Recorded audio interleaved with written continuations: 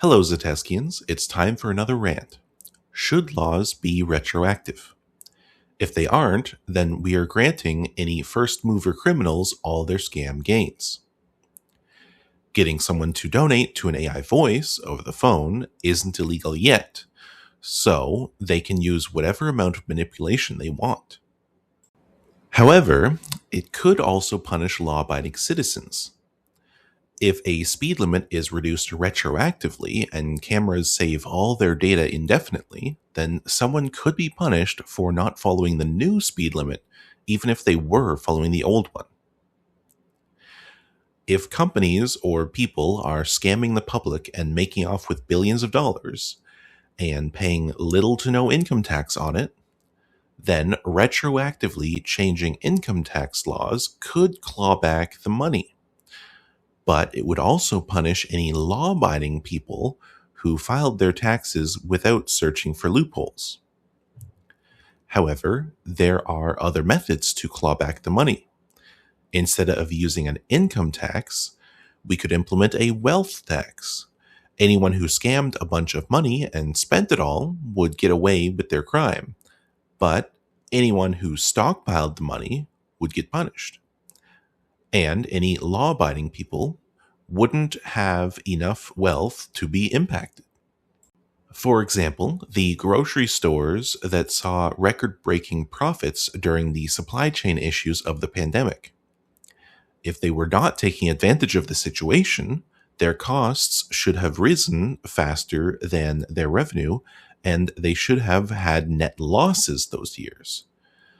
There were not any windfall profit or price gouging or highway robbery laws being enforced at the time, so they got to keep all the money. If we implement those laws now, we stop future bad actors, and accompanying that with a wealth tax means any individuals that got rich because of the price gouging will have to pay it back. Any companies that kept executive compensation low while raking in price gouging profits would slip through temporarily, but if they ever try to pay out that money to people, that's when the wealth tax or income taxes could help claw back some of the money. Erring on the side of allowing some criminals to go free to avoid punishing innocents is a hallmark of modern justice systems. I believe that my logic here follows that principle and further extends to legalization of previously illegal activities. New punishments shouldn't be retroactive, but new forgivenesses should be, using the same principle. So, anyone with a criminal record for marijuana in Canada, now that it is legal, that should be expunged, and anyone who had to pay fines for it should be refunded. Anyone who had to serve time should be compensated in some way, perhaps getting the equivalent of a public servant salary for the time span they served, and obviously anyone who is currently locked up when it is legalized should be released.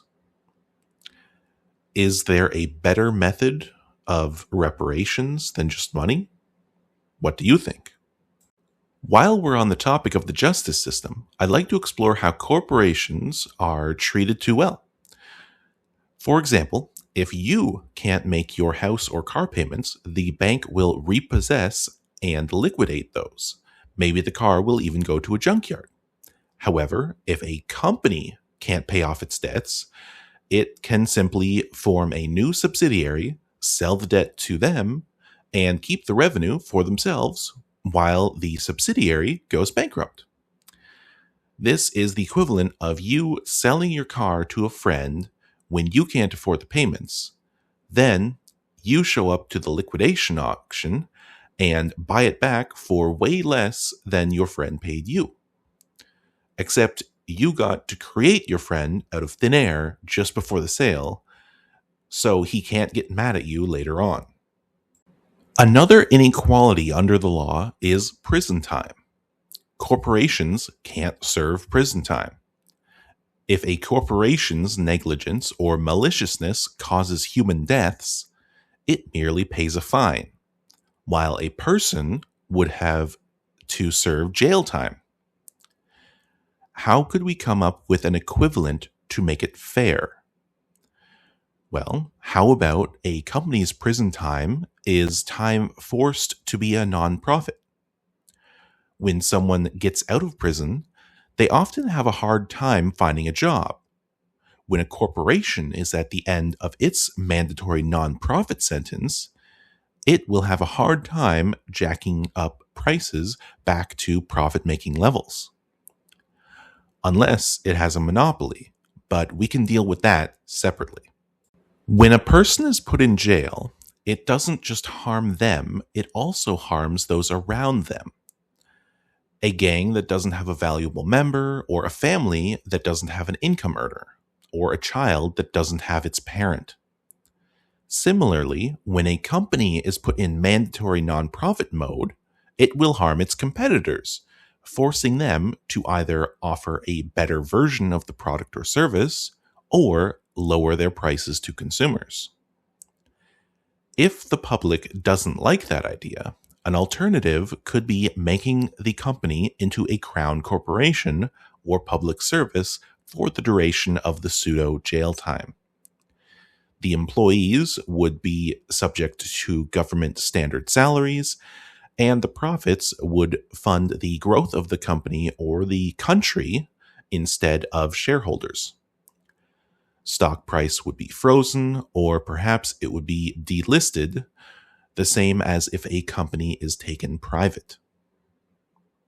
Purolator is owned by the government of Canada, but companies like UPS and Dragonfly still exist, providing the same service to the same customers. So having a public option is not a certain death sentence to the competitors. That brings up another question. What about life sentences or death sentences? Some people are sentenced to multiple hundreds of years in prison, with the expectation that they will die there. So, a company with similar crimes should serve its pseudo jail time or have an option to be liquidated, unless the public at the time wishes for it to continue existing. Getting back to the topic of retroactive laws, I recently learned more about Salvador Allende and the September 11th, 1973 attack. His administration, when it was elected, had to face these questions about retroactive punishment of abusers of the system. For decades, Chile's natural resources were being plundered by corporations which became incredibly wealthy, while the population struggled in poverty. His solution was to rapidly nationalize these industries, starting with copper to stop the bleeding. In other words, to prevent future exploitation. He proved copper production could thrive under government ownership and benefit the people. He also enacted retroactive fines on the corporations who had exploited the copper of Chile.